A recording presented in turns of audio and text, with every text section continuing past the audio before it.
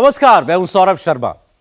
BJP का internal सर्वे बता रहा है कि नरेंद्र मोदी की पार्टी 370 सीटों के करीब पहुंच रही है।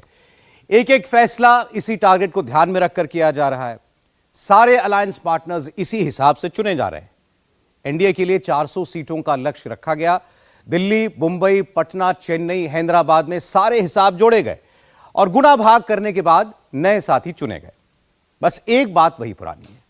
543 सीटों में से करीब 200 सीटें ऐसी हैं जहां बीजेपी को जबरदस्त स्टार्ट मिल रहा है और वजह है कांग्रेस।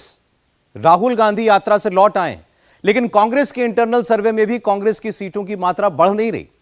बीजेपी को 370 और एनडीए को 400 सीटें तब आएंगी जब राहुल गांधी की पार्टी 50 के नीचे ठहर जाए। बगैर कांग्रेस के इंडिया अलायंस का 24 में कोई चांस नहीं है। पिछले 2 लोकसभा चुनावों में कांग्रेस लगातार बीजेपी से पिछड़ रही है। बीजेपी को सिर्फ रीजनल पार्टी ही टक्कर दे पा रही है। इस बार भी सारे सर्वे बता रहे हैं कि आमने सामने की टक्कर वाली 200 सीटों में से बीजेपी अकेले 190 सीटें तक जीत सकती है। मतलब जहां बीजेपी से टक्कर है वहां कांग्रेस लड़ती ही नहीं दिख रही है। आगे का हाल इस रिपोर्ट में।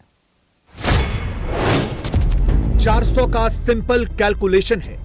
बस यह कैलकुलेशन राहुल गांधी को समझ में नहीं आ रहा। आप कहेंगे कैसे? तो देख लीजिए ऐसे। 100 seat plus 200 seat plus 243 seat equals to 543 seat. 24 के लिए ये 3 सेट ऑफ नंबर्स रट लीजिए। 32 दिन के बाद 24 का पहला वोट पड़ेगा। मोदी से लेकर राहुल तक और इंडी गुट के क्षेत्रीय दलों तक सबका फोकस इन 3 अलग अलग नंबर्स पर ही रहेगा। 543 में से 200 सीटों पर मोदी वर्सेस राहुल की डायरेक्ट फाइट होगी। इन 200 सीटों पर मोदी का स्ट्राइक रेट क्या होगा, राहुल का स्ट्राइक रेट क्या होगा? 543 में से 243 सीटों पर मोदी की टक्कर रीजनल पार्टी से होगी। इन 243 सीटों पर मोदी का ग्राफ ऊपर उठेगा या क्षेत्रीय दलों को फायदा होगा। 543 में से वो 100 सीटें जहां मोदी सीट और वोट शेयर दोनों पैमानों पर सिंगल डिजिट में हैं। अब की बार उन 100 सीटों पर क्या होगा? क्या इन सीटों पर मोदी का मैजिक चलेगा? यह 24 का एक ऐसा इलेक्टोरल मैथ है जिसमें मोदी को 370, एनडीए को 400 पार ले जाने वाला अचूक पथ है। क्या यह डेटा देखकर मोदी विरोधियों की नींद उड़ गई है? नींद उड़ा दी है, नींद उड़ा दी है। 19 अप्रैल को एक वोट बीजेपी को जाएगा, एनडीए को जाएगा। राहुल की न्याय यात्रा के बाद मोदी की साउथ यात्रा के बाद का पहला ओपिनियन पोल आ गया है। मोदी और राहुल में से किसकी वोट की मात्रा बढ़ रही है? क्या सीटों के ग्राफ में राहुल घट रहे हैं? नरेंद्र मोदी ने अभी से लीड ले ली है। क्या मोदी तीसरी जीत, राहुल तीसरी हार की ओर तेजी से बढ़ रहे हैं? क्या मोदी ने चुनाव से पहले ही 262 सीटों पर जीत कंफर्म कर ली है? क्या 400 के लिए मोदी को सिर्फ 138 सीटों पर मेहनत करनी है? अगर हां, तो वो 138 सीटें कौन सी हैं? क्या मोदी की तुलना में राहुल बहुत पीछे अटक गए हैं, चुनावी रास्ते से ही भटक गए हैं? अगर हां, तो राहुल की तीसरी हार की असली वजह क्या होगी? आज हम इन सारे सवालों के जवाब आपको देंगे। मगर 24 के सबसे बड़े चुनावी डेटा को डिकोड करने से पहले कुछ तस्वीरें देखिए, कुछ रिएक्शंस नोट कीजिए। ये मोदी की साउथ यात्रा वाली तस्वीरें हैं।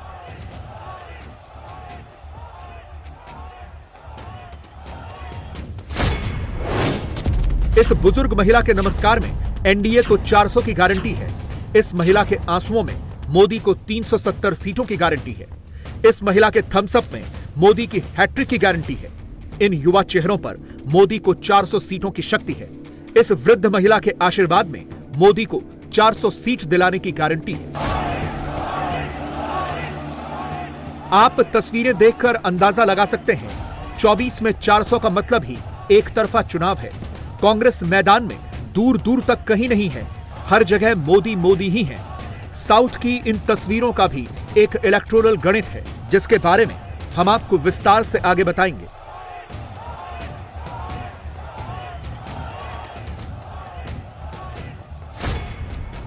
मगर सबसे पहले उन 200 सीटों की बात करते हैं जहां सीधी टक्कर मोदी और राहुल के बीच है, मगर इन सीटों पर विनिंग फैक्टर नरेंद्र मोदी हैं, ना कि राहुल।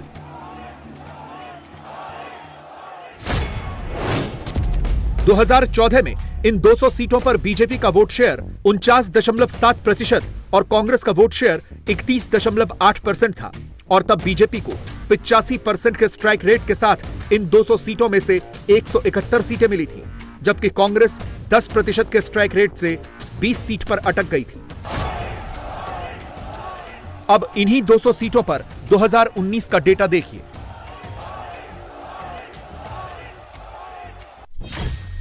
2019 में इन 200 सीटों पर बीजेपी का वोट शेयर था 55.3%, कांग्रेस का वोट शेयर था 31.7%। यानी पिछले चुनावों में इन 200 सीटों पर बीजेपी ने कांग्रेस पर 20% से ज्यादा के वोट शेयर का गैप मेंटेन कर रखा था।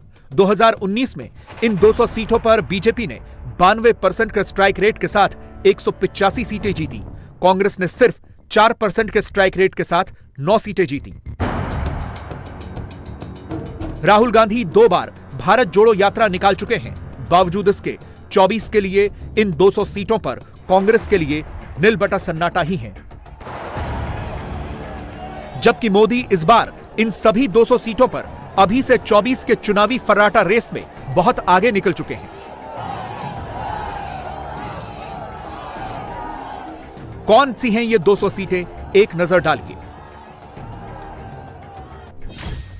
Haryana 10 seat, Delhi 7 seat, Himachal 4 seat, Madhya Pradesh 29, Chhattisgarh 11, Rajasthan 25, Jharkhand 14, Gujarat 26, Karnataka 28, Telangana 17, Uttarakhand 5, Assam 14, Goa 2, Jammu Kashmir Ladakh 6 seat, Arunachal Pradesh 2, यानी टोटल हो जाता है 200 सीट। इंडिया टीवी सीएनएक्स का ओपिनियन पोल बता रहा है कि 200 सीटों में से बीजेपी 2024 के चुनाव में 177 सीटें जीत सकती है, यानी करीब करीब 89% का स्ट्राइक रेट मेंटेन कर सकती है। कुछ और ओपिनियन पोल ये तक कह रहे हैं कि इन 200 सीटों में से बीजेपी 95% के स्ट्राइक रेट के साथ 190 सीटें आसानी से जीतती हुई दिख रही है।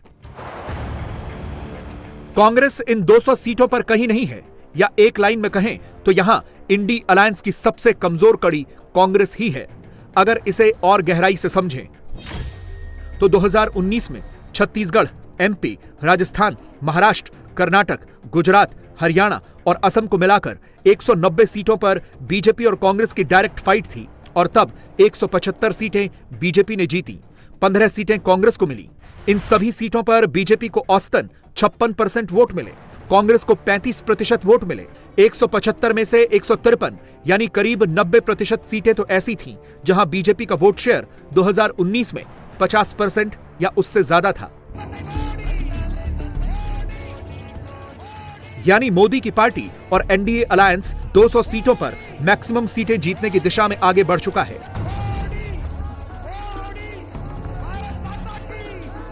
क्योंकि ये वो सीटें हैं जहां बीजेपी ने लगातार पिछले 2 या 3 चुनावों में जीत दर्ज की है।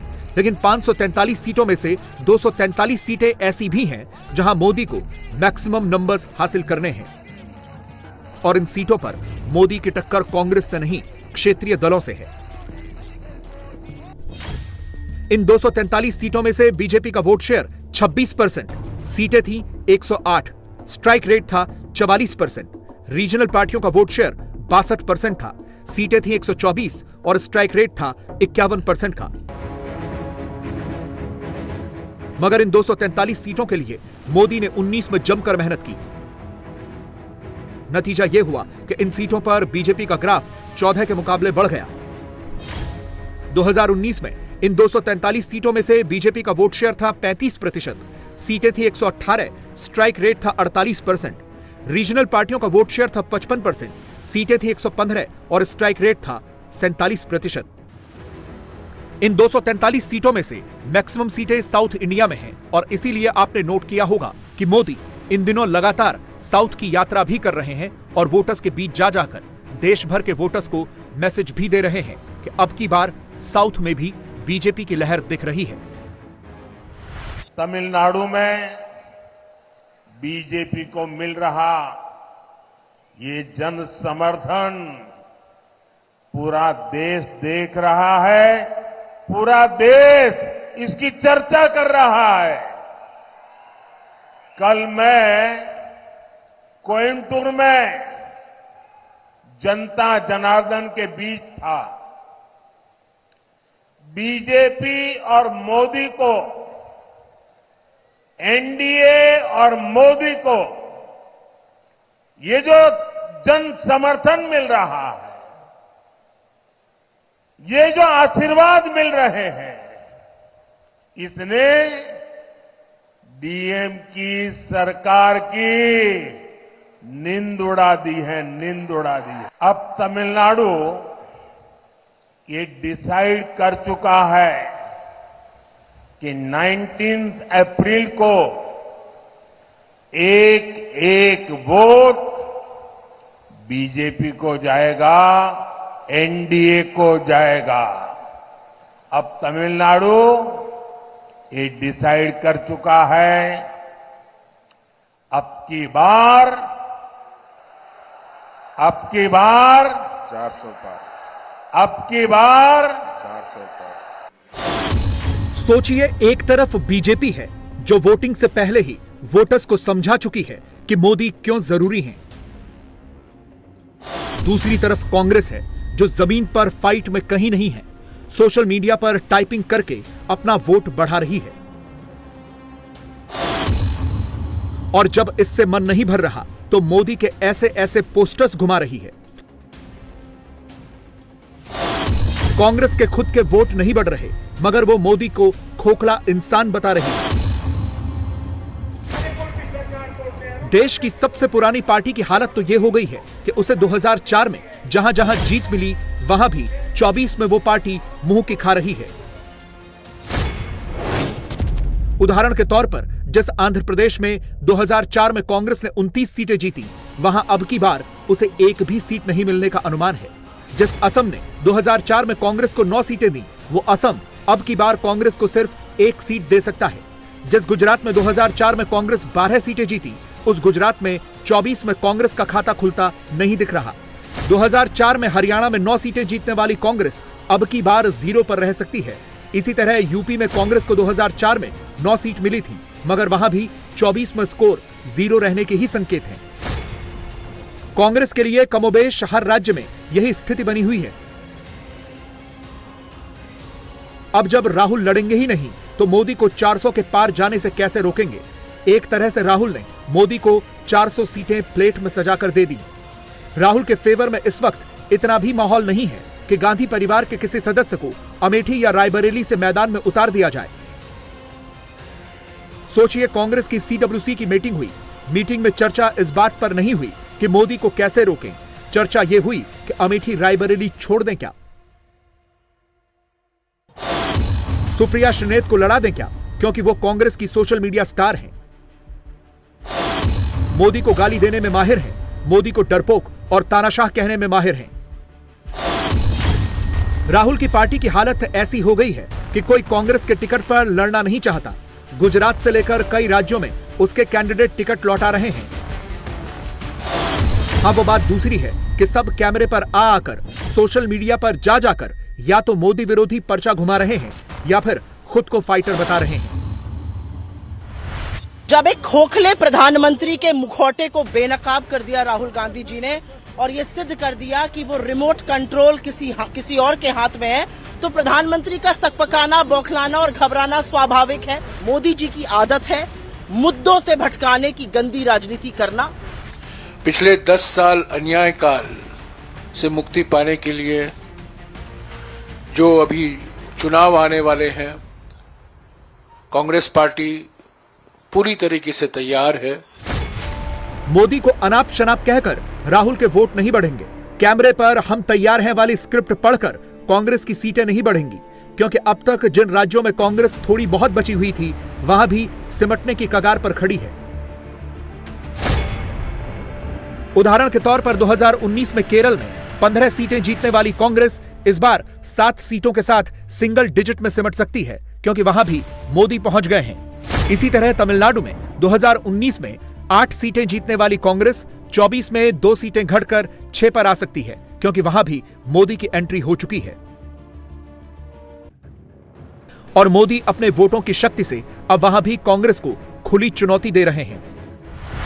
अभी तो चुनाव अभियान की शुरुआत हुई है, लेकिन इंडिया अलायंस के प्लान मुंबई में उनकी पहली रैली में ही उनका मैनिफेस्टो, उनके बद इरादे खुल करके सामने आ गए हैं। मुंबई की शिवाजी पार्क में इंडिया अलायंस ने खुलेआम घोषणा की है कि हिंदू धर्म की जिस शक्ति में आस्था होती है उन्हें इस शक्ति का विनाश करना है। हिंदू धर्म में शक्ति किसे कहते हैं, ये तमिलनाडु का हर व्यक्ति जानता है।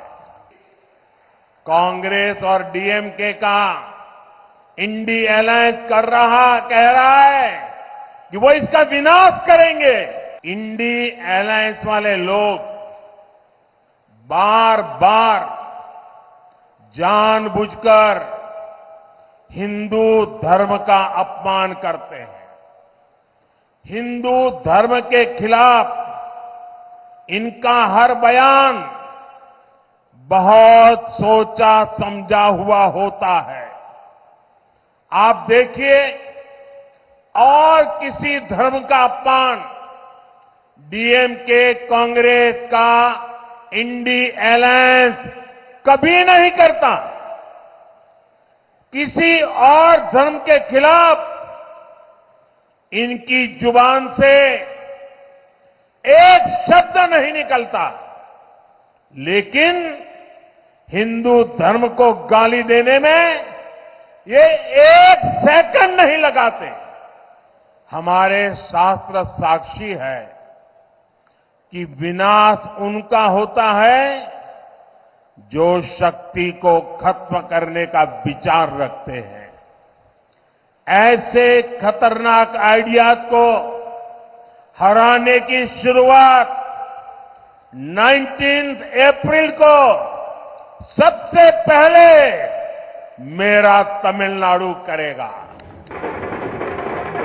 2019 तक राहुल केरल कांग्रेस, पंजाब कांग्रेस के नेता थे। पंजाब केजरीवाल ले गए, केरल में मोदी आ गए, वहां भी मुसलमान बढ़ गए। ये हालात तब हैं जब राहुल 2 यात्रा करके 24 की फाइट में उतरे हैं। वो पार्टी के कार्यकर्ताओं में एनर्जी भरने चले थे, मगर फिलहाल तो उन्हीं की पार्टी की एनर्जी निकलती जा रही है। थरूर कह रहे हैं लेफ्ट वाले केरल में एंटी बीजेपी वोट यानी मुस्लिम वोट काट रहे हैं। सीए पर लेफ्ट ने प्रो मुस्लिम लाइन भी ले ली, कांग्रेस के मुस्लिम वोट भी खींच लिए। ऊपर से वायनाड में लेफ्ट ने राहुल के खिलाफ डी राजा की पत्नी एनी राजा को अपना कैंडिडेट डिक्लेयर कर दिया, यानी जहां राहुल का चांस था अब वहां भी जीतना मुश्किल दिख रहा है। और अगर राहुल 24 में 50 या 100 सीटें भी नहीं ला पाएंगे तो वह भला मोदी को 400 के पार जाने से कैसे रोक पाएंगे। राहुल की पार्टी का 37 सीटों पर सिमटने का मतलब ही होगा मोदी की पार्टी का 350 और एनडीए का 400 क्रॉस करना। और ये इसलिए भी होगा क्योंकि कई सीटों पर जहां कांग्रेस भी है, रीजनल पार्टीज भी हैं, वहां भी मोदी ही हावी है। 2019 में ऐसी 185 सीटों पर बीजेपी और क्षेत्रीय दलों की फाइट हुई थी। इनमें से 128 सीटें बीजेपी ने जीती, क्षेत्रीय दलों को सिर्फ 57 सीटें मिली। बीजेपी का वोट शेयर 47.2% था, क्षेत्रीय दलों का वोट शेयर 40.2% था, यानी यहां भी बीजेपी को 7% की बढ़त थी। और कांग्रेस इन 185 सीटों में से जिन 88 सीटों पर तीसरे नंबर की पार्टी थी, वहां उसका वोट शेयर सिर्फ 4.3% था। आप इससे अंदाजा लगा सकते हैं कि 24 में मोदी का ग्राफ कितना ऊपर उठने वाला है और राहुल का ग्राफ कितना नीचे गिरने वाला है। मोदी के खिलाफ जो इंडी गुट है, उसमें भी खासकर जो कांग्रेस पार्टी है, वो न तो कोई फैसला कर पा रही है, न लड़ती हुई दिख रही है। रही बात मोदी की, तो बीजेपी इस वक्त साउथ और ईस्ट की जिन 80% कमजोर सीटों पर है, मोदी वहां भी फुल फोकस किए बैठे हैं। नरेंद्र मोदी हर वर्ग के वोटर को साध रहे हैं, फर्स्ट टाइमर्स पर भी खास ध्यान रख रहे हैं और 24 के लिए तो मोदी की पार्टी ने माई चॉइस मोदी और पहला वोट मोदी को कैंपेन की शुरुआत भी कर दी है। राहुल यहां भी मोदी से बहुत पीछे रह गए हैं। उत्तर, पूरब और पश्चिम में एक राज्य ऐसा है जहां बीजेपी अभी तक थोड़ी कंफ्यूज दिख रही है। यहां बीजेपी का कोई समीकरण सटीक नहीं बैठ रहा। यह राज्य है महाराष्ट्र। यूपी के 80 सीटों के बाद महाराष्ट्र में सबसे ज्यादा 48 सीटें हैं। यहां बीजेपी के लिए मुख्यमंत्री एकनाथ शिंदे कमजोर कड़ी साबित हो रहे हैं। बीजेपी का इंटरनल सर्वे बता रहा है कि शिंदे की तुलना में इस वक्त भी उद्धव ठाकरे ज्यादा ताकतवर है। शिवसेना का ओरिजिनल काडर बीजेपी के साथ दुश्मनी नहीं करना चाहता, लेकिन उद्धव को ही अपना नेता मानता है। साफ बात कहें तो शिवसेना का पूरा वोट एकनाथ शिंदे ट्रांसफर नहीं करा पा रहे, इसलिए उद्धव के चचेरे भाई राज ठाकरे को दिल्ली बुलाया गया। अमित शाह और राज ठाकरे के बीच बात हो गई है। महाराष्ट्र में क्या फैसला होने वाला है, इस रिपोर्ट से आपको अंदाजा लगेगा। क्या राज ठाकरे एनडीए में शामिल होने जा रहे हैं? क्या बीजेपी के लिए उद्धव ठाकरे का रिप्लेसमेंट राज ठाकरे होंगे? क्या जिन मराठी वोटों को एकनाथ शिंदे शिफ्ट नहीं कर पाए, उन्हें राज ठाकरे लाएंगे? क्या राज ठाकरे के एनडीए में आने से मोदी को महाराष्ट्र की 43 सीटें मिल जाएंगी? इन तस्वीरों को देखकर हर कोई हैरान है और बस एक ही सवाल पूछ रहा है कि नरेंद्र मोदी या बीजेपी को राज ठाकरे की जरूरत क्यों पड़ गई? क्या महाराष्ट्र फंसा हुआ है? इस वक्त की मौजूदा स्थिति में बीजेपी नॉर्थ में और हिंदी बेल्ट में सबसे कंफर्टेबल सिचुएशन में है। दक्षिण भारत में बीजेपी बोनस पर फोकस कर रही है। उसे यह पता है कि जितनी सीटें पिछली बार आई थी उससे तो ज्यादा ही आएंगी, लेकिन मामला फंसा हुआ है 2 राज्यों में। पहला है पश्चिम बंगाल और दूसरा है महाराष्ट्र।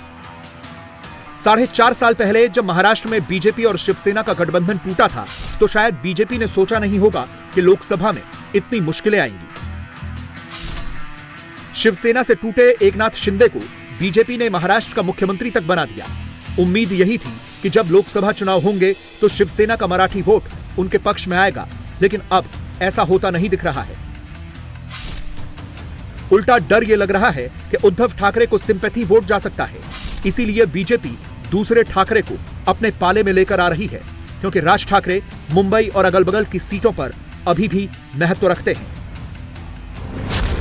2009 के लोकसभा चुनाव में एमएनएस की वजह से बीजेपी शिवसेना मुंबई की सभी 6 सीटें हार गई थी। मुंबई नॉर्थ वेस्ट सीट से शिवसेना 38,387 वोट से हारी, जबकि एमएनएस तीसरे नंबर पर रही, उसे 1,24,000 वोट मिले। मुंबई नॉर्थ सेंट्रल से बीजेपी 1,74,000 से ज्यादा वोट से हार गई। एमएनएस तीसरे नंबर पर रही, उसे 1,32,000 के करीब वोट मिले। मुंबई साउथ से करीब 1,60,000 वोटों के साथ एमएनएस दूसरे नंबर पर रही। शिवसेना तीसरे नंबर पर पहुंच गई, उसे 1,46,000 वोट मिले। मुंबई नॉर्थ सीट से बीजेपी 5,779 वोट से चुनाव हारी। एमएनएस तीसरे नंबर पर रही, उसे 1,47,000 से ज्यादा वोट मिले। मुंबई नॉर्थ ईस्ट से बीजेपी 2,933 वोट से चुनाव हारी। एमएनएस तीसरे नंबर पर रही, उसे 1,95,000 से ज्यादा वोट मिले। मुंबई साउथ सेंट्रल से शिवसेना 75,000 वोट से हार गई। एमएनएस तीसरे नंबर पर रही, उसे 1 लाख से ज्यादा वोट मिले। यही नहीं, एमएनएस की वजह से बीजेपी और शिवसेना ठाणे, पुणे और नासिक भी हार गए। सगळे बाजूनी बाहेरून घेतात माणसं बियाणं, आज सुद्धा कोणतरी घेतलंय त्यांनी, कारण त्यांना आता असं कळलंय की महाराष्ट्रामध्ये मतं पाहिजे असतील तर मोदी या नावावरती मतं मिळू शकत नाही, ठाकरे या नावावरतीच मतं मिळतात। म्हणून बाळासाहेबांचा फोटो चोरला, काही फरक पडत नाही। आज आणखीन एक ठाकरे चोरायचा प्रयत्न करतात, घेऊन जा, मी आणि माझी जनता समोरासमोर आहे, तेवढी मला पुरे आहे। ये बात भी सच है कि अब राज ठाकरे की इतनी ताकत नहीं बची है, लेकिन राज ठाकरे के पास अभी भी संगठन है और विचारधारा का समर्थन करने वाला वोट बैंक भी। इसीलिए बीजेपी को लगता है कि शिवसेना के न होने की स्थिति में उसे राज ठाकरे के वोट बैंक से मदद मिलेगी। 2009 में महाराष्ट्र विधानसभा चुनाव में राज ठाकरे को शिवसेना के गढ़ मुंबई से 24% वोट मिले, जबकि शिवसेना को सिर्फ 18% वोट ही मिल पाए। मनसे ने मराठी वोटरों को बांटकर शिवसेना को कमजोर कर दिया। ये सही बात है कि राज ठाकरे जी और उनके चिरंजीवी अमित ठाकरे जी ये कल दिल्ली गए थे। दिल्ली में उन्होंने अमित शाह साहब की मीटिंग की मीटिंग होने के बाद वो आज मुंबई पहुंचे हैं और मुंबई पहुंचने के बाद आज मैं और हमारे अविनाश अभ्यंकर हम दोनों मिले। उन्होंने इतना ही बताया कि सकारात्मक चर्चा हो गई है, आगे चल के 1-2-4 रोज में उसका जो भी निर्णय है वो आ जाए। सर, एक सीट क्या प्रस्ताव रखा है? कितने सीटों की मांग की वो तो मैं नहीं बता रहा हूँ आपको अभी। मैं इतना ही कहना चाहता हूँ कि जो भी कुछ मांगे की है उसके बारे में फलदायी चर्चा हो गई है। बीजेपी को यही उम्मीद है कि राज ठाकरे के आने से उसे मुंबई में उद्धव ठाकरे की शिवसेना के प्रभाव को कम करने का मौका मिलेगा। ये भी कहा जा रहा है कि राज ठाकरे ने बीजेपी से 2 सीटें मांगी हैं। पहली है मुंबई साउथ और दूसरी है शिरडी। बीजेपी मुंबई साउथ की सीट राज ठाकरे को दे सकती है, क्योंकि 2009 में एमएनएस इस सीट पर दूसरे नंबर पर थी और शिवसेना तीसरे नंबर पर। 2014 में भी एमएनएस के उम्मीदवार इस सीट पर तीसरे नंबर पर थे। साउथ मुंबई शिवसेना के होल्ड वाली सीट है। अभी उद्धव गुट के अनिल सामंत यहां से सांसद हैं। ऐसे में अगर ये सीट एमएनएस को मिलती है तो विधानसभा चुनाव में दक्षिण मुंबई में बीजेपी की सीटों पर इसका प्रभाव पड़ सकता है। उनके बारे में कहो तो 10 जगह घूमते ही आए हैं ना आज तक। याद है क्या, उन्होंने शुरू में तो आदरणीय मोदी साहब की सराहना की, फिर बड़ी कड़ी आलोचना की उनके ऊपर, फिर शरद पवार साहब की सराहना की, फिर उनके ऊपर कड़ी आलोचना की, फिर आदरणीय उद्धव जी साहब की भी आलोचना करते रहे। तो उनका वो रवैया है, कोई नई बात नहीं है। उनका कोई विचारधारा को लेकर उसी डट के खड़ा रहना कभी नहीं हुआ। वो तो ऐसे ही घूमते रहेंगे। अब दुर्भाग्य इस बात का है कि महाराष्ट्र स्वाभिमान के लिए जाना जाता है, और खास करके ईडी के कार्रवाई के बाद में उनका रवैया इतना बदल गया कि पूछो मत। वो दिखता है, सभी को सामने दिख रहा है ना, आज इधर कल उधर, कल उधर, फर्क नहीं पड़ेगा उससे। हालांकि जानकार ये भी मान रहे हैं कि राज ठाकरे से बीजेपी को गठबंधन नहीं करना चाहिए, क्योंकि राज ठाकरे की पार्टी उत्तर भारतीयों के साथ मारपीट के लिए जानी जाती है। मुंबई में उत्तर भारतीयों के साथ एमएनएस गुंडागर्दी करती है, तो यह भी हो सकता है कि बीजेपी को इस गठबंधन का फायदा कम और नुकसान ज्यादा हो जाए, क्योंकि मुंबई में नॉर्थ इंडियंस अच्छी खासी तादाद में रहते हैं। लेकिन सवाल यह है कि महाराष्ट्र में एनडीए की सीटों में क्या पेंच फंसा हुआ है, जो अब तक सीटों की घोषणा नहीं हुई। महाराष्ट्र के सूत्र बताते हैं कि सीट बंटवारे का फॉर्मूला तैयार हो गया है, जिसके मुताबिक बीजेपी 31 सीटों पर अपने उम्मीदवार उतारेगी। शिंदे गुट के हिस्से में 13 और अजीत पवार गुट के हिस्से में 4 सीटें आ रही हैं।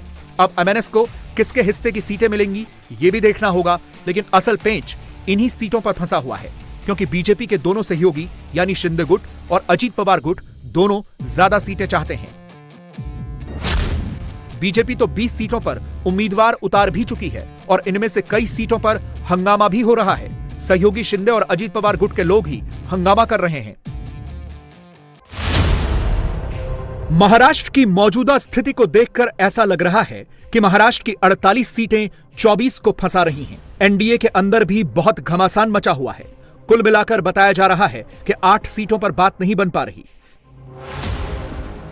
पहली सीट है रत्नागिरी सिंधुदुर्ग, जहां शिंदे गुट वर्सेस बीजेपी का विवाद है। बीजेपी चाहती है कि नारायण राणे को यहां से चुनाव लड़वाया जाए। यह सीट कोंकण रीजन का हिस्सा है। बीजेपी शुरू से ही यहां अपनी ताकत बढ़ाना चाहती थी, लेकिन ठाकरे परिवार की वजह से उसे कभी मौका नहीं मिला। यह शिवसेना के हिस्से में आती थी, लेकिन अब गठबंधन टूटने पर बीजेपी को लग रहा है कि उसे मौका मिला है। दूसरी तरफ शिंदे गुट कह रहा है कि यह उसके हिस्से की सीट है, नारायण राणे के लिए वो नहीं छोड़ेंगे। दूसरी सीट है नासिक, जिस पर बीजेपी, शिंदे गुट और एनसीपी तीनों ही दावा कर रहे हैं। यहां से शिंदे सेना के मौजूदा सांसद हैं हेमंत गोडसे। एनसीपी की तरफ से छगन भुजबल चाहते हैं कि परिवार के किसी सदस्य को यह सीट मिले। बीजेपी की ताकत यहां पर काफी है। पिछली बार यहां गठबंधन की वजह से उनके हिस्से में नहीं आई थी। बीजेपी को लगता है कि यहां से उनका उम्मीदवार जीत सकता है, इसीलिए इस सीट पर पेंच फंसा हुआ है। ऐसी ही एक और सीट है संभाजीनगर।